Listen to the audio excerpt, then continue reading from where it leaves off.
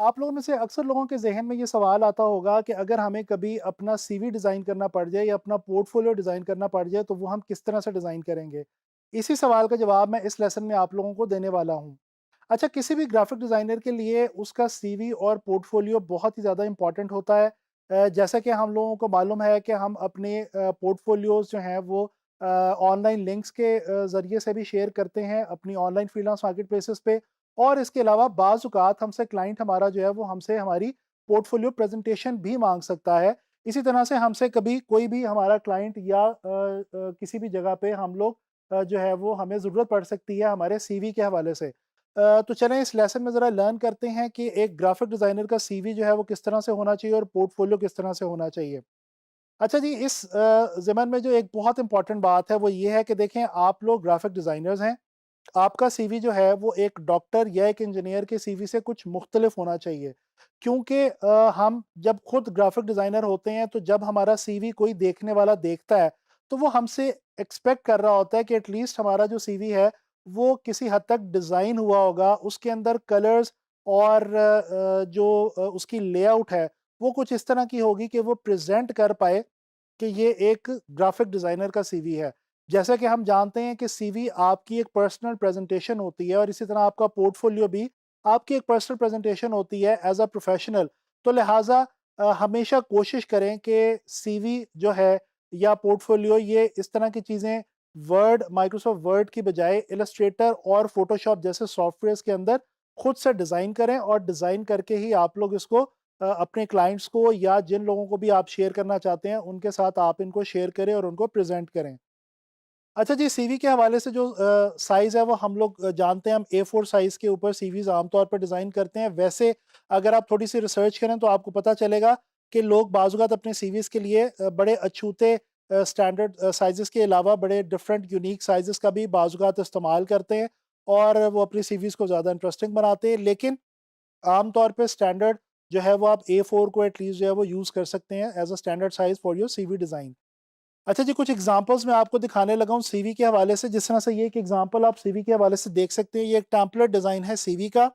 अच्छा, इसके अंदर आप गौर करें कि आपकी जो कॉन्टैक्ट इन्फॉर्मेशन और जो तमाम जो कंटेंट्स होते हैं सीवी के, थोड़ा-सा मैं इसके ऊपर भी आपको साथ-साथ गाइड करता चलूँ कि एक तो आपकी जो पर्सनल इन्फॉर्मेशन है, पर्सनल प्रोफ़ाइल है, उसके अलावा कॉन्टैक्ट डिटेल्स हैं और उसके अलावा आपकी एजुकेशन के बारे में इन्फॉर्मेशन है, आपके प्रोफ़ेशनल एक्सपीरियंस के बारे में या आपकी जॉब्स और आपके प्रोजेक्ट्स के बारे में, जो आपने प्रोजेक्ट्स कंप्लीट किए हैं, उनके बारे में इन्फॉर्मेशन है और उसके अलावा आपकी स्किल्स। याद रखें, ग्राफ़िक डिज़ाइनर के लिए उसके सीवी में एक बहुत इम्पोर्टेंट चीज़ है कि वो ये बताए कि मेरे स्किल्स कौन-कौन से हैं डिज़ाइन रिलेटेड और किन-किन सॉफ्टवेयर्स में या सॉफ्टवेयर्स के अलावा भी, जिस तरह स्केचिंग की स्किल है, ड्राइंग की स्किल है, जो भी इलस्ट्रेशन की स्किल है, फ़ोटोग्राफ़ी की स्किल है। तो ग्राफ़िक डिज़ाइन से रिलेटेड जितने भी स्किल्स रिलेटेड हैं, वो अगर आपको आते हैं, आपके पास वो स्किल्स हैं, तो आप लाज़मी अपने सीवी में उनको शो करें।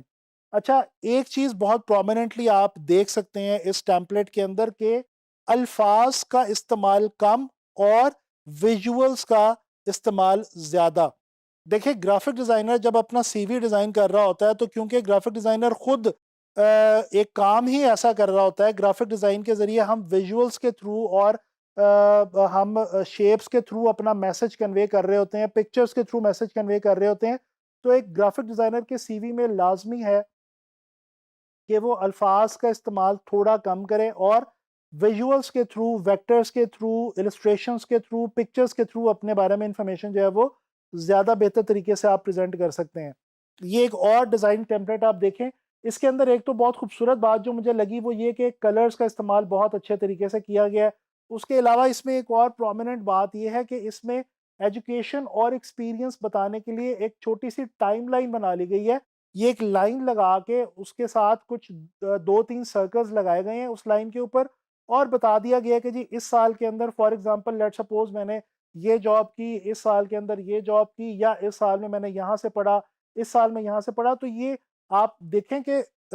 सर्कल और लाइन की मदद से, डॉट्स और लाइन्स की मदद से आप पूरी एक टाइमलाइन जो है वो बना सकते हैं, ड्रॉ कर सकते हैं अपने सीवी के ऊपर, अपने एजुकेशनल बैकग्राउंड के हवाले से, अपने एक्सपीरियंस बैकग्राउंड के हवाले से। तो इस तरह की छोटी-छोटी कुछ बातें हैं, जिनको आप अपने ज़हन में रख के अगर इस्तेमाल करते हुए अगर अपना सीवी इलस्ट्रेटर और फोटोशॉप में डिज़ाइन करें, उसकी एक प्रॉपर लेआउट बनाएँ, तो आपका सीवी बहुत इंटरेस्टिंग बन सकता है। अच्छा जी, एक और हम एग्ज़ाम्पल देख लेते हैं। इसके अंदर भी अगर आप गौर करें तो आपको पता चल रहा है कि एक तो स्किल लेवल को इसमें बड़े अच्छे तरीके से बताया गया है। स्किल्स लिख के उसके आगे जो है वो कुछ एक लाइन के अंदर डॉट्स बनाए गए हैं और जितने परसेंट स्किल जिस फील्ड के ऊपर है उतने डॉट्स जो हैं वो ब्लू कलर के अंदर दे दिए हैं और बाकी जो है वो ब्लैंक डॉट्स छोड़ दिए हैं। तो ये एक छोटा सा एक एरिया है इसके अंदर जो कि बड़ा खूबसूरत तरीके से डिज़ाइन किया गया है, जिसमें स्किल लेवल को बड़े अच्छे तरीके से बनाया गया है। इसके अलावा आप देख सकते हैं कि वेक्टर्स और जो लीनियर डिज़ाइंस हैं, कर्वी लीनियर डिज़ाइंस हैं, उनकी मदद से छोटी-छोटी इलस्ट्रेशंस की मदद से बहुत अच्छा एक ओवरऑल इम्पैक्ट क्रिएट किया गया है। अब इसके अंदर इलस्ट्रेटर में, फ़ोटोशॉप में हमें शेप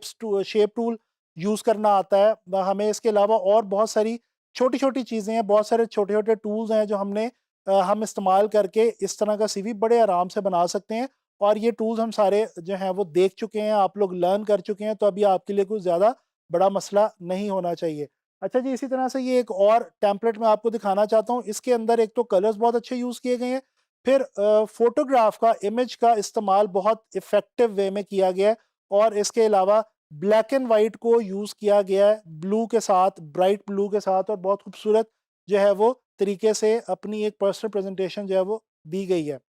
अच्छा जी, इसी तरह से अब हम बात करते हैं कि हम जब ये तो होगी सीवी के हवाले से डिस्कशन और ये मैंने आपको बताया आप इलस्ट्रेटर और फ़ोटोशॉप में बड़े आराम से डिज़ाइन कर सकते हैं, टूल्स आप सीख चुके हैं। अच्छा, अब अगर हम पोर्टफ़ोलियो की बात करें तो पोर्टफ़ोलियो को अच्छे तरीके से जो है वो आप डिज़ाइन इस तरह से कर सकते हैं कि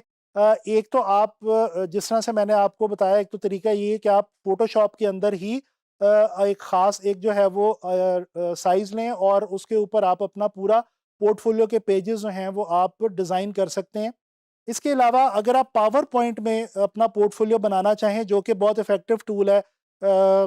ये प्रेज़ेंटेशन पोर्टफोलियो प्रेज़ेंटेशंस बनाने के लिए, तो उसके अंदर भी आप कुछ इस तरह से अगर एक टाइटल अपने पोर्टफोलियो के लिए एक टाइटल डिज़ाइन कर लें, जिस तरह से एक टाइटल आप देख सकते हैं, तो आपके लिए एक पोर्टफोलियो प्रेज़ेंटेशन लिख के सिंपली आप एक टाइटल जो है वो आप डिज़ाइन कर लें और इस तरह से इसको आप इनकॉर्पोरेट कर दें अपने पोर्टफोलियो प्रेजेंटेशन के अंदर पावर पॉइंट में, तो ये एक बड़ा अच्छा इम्पैक्ट पड़ेगा। इसी तरह से आप देखें मिसाल के तौर पे मैं लेआउट डिज़ाइन है, लोगो डिज़ाइन है, इलस्ट्रेशन डिज़ाइन है, बहुत सारी ऐसी चीज़ें हैं जिनको आप एक छोटे-छोटे टाइटल्स बना के फ़ोटोशॉप में वो आप अपनी प्रेजेंटेशन में अगर ऐड कर दें, तो बड़ी आसानी के साथ आपकी जो एक पोर्टफोलियो प्रेजेंटेशन है वो खूबसूरत बन सकती है, वैल्यू ऐड हो सकती है उसमें। और इसके अलावा आप एक्सपोर्ट कर सकते हैं पावर पॉइंट से PDF.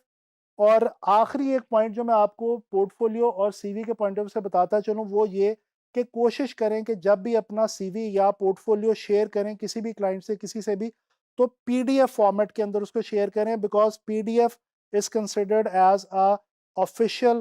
An official file format for sharing documents such as CV and portfolio etcetera. तो हमेशा कोशिश करें कि पीडीएफ फॉर्मेट के अंदर अपनी ये जो डॉक्यूमेंट्स हैं ये शेयर करें। आई होप कि आप लोगों को सीवी और पोर्टफोलियो के हवाले से काफ़ी चीज़ें जो हैं वो क्लियर हो गई होंगी और इंशाअल्लाह ताला नेक्स्ट लेसन में हम ग्राफिक डिज़ाइन के हवाले से कोई और नई बात करेंगे।